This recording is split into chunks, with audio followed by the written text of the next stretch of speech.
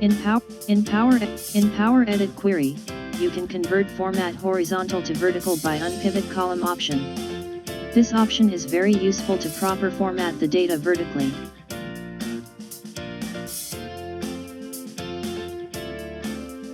In Power Edit Query,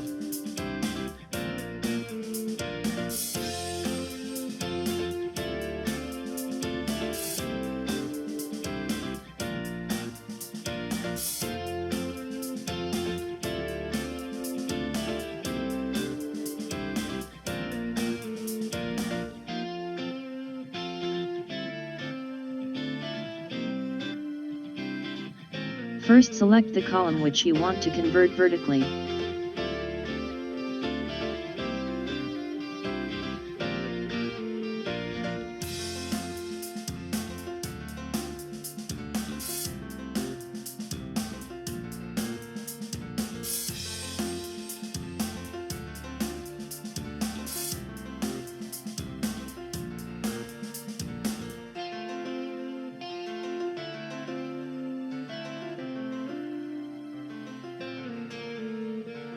And after that right-click with holding selection.